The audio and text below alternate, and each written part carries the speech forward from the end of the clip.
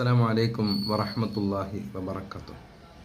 പ്രിയമുള്ള സഹോദരങ്ങളെ, നമ്മൾ കഴിഞ്ഞ ക്ലാസ്സുകളിൽ സംസാരിച്ചിരുന്നു നമ്മുടെ മക്കൾ നന്നാകാൻ ചെയ്യേണ്ട പ്രധാന കാര്യങ്ങൾ.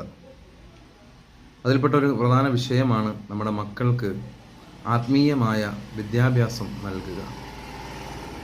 ഇന്ന് ആത്മീയമായ വിദ്യാഭ്യാസം പരിശുദ്ധ ഇസ്ലാമിനെ കുറിച്ച്, വിശുദ്ധ ഖുർആനെ കുറിച്ച്, അള്ളാഹു റബ്ബുൽ ആലമീനെ കുറിച്ച്, പരിശുദ്ധ ഖുർആനെ കുറിച്ച് ഈ ഒരു വിവരങ്ങൾ, ഇതിനെക്കുറിച്ചുള്ള അറിവ് നമ്മുടെ മക്കൾക്കില്ലാത്തത് കൊണ്ടാണ് നമ്മുടെ മക്കൾ ഇന്ന് തെറ്റായ പല മാർഗങ്ങളിലൂടെ സഞ്ചരിച്ചു കൊണ്ടിരിക്കുന്നത്.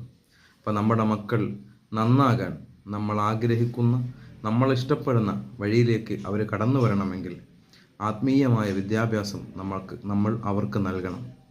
ആത്മീയമായ വിദ്യാഭ്യാസം ഏതെല്ലാം തരത്തിൽ നൽകാൻ പറ്റുമോ ആ തരത്തിലൊക്കെ നമ്മുടെ മക്കൾക്ക് നാം നൽകുക.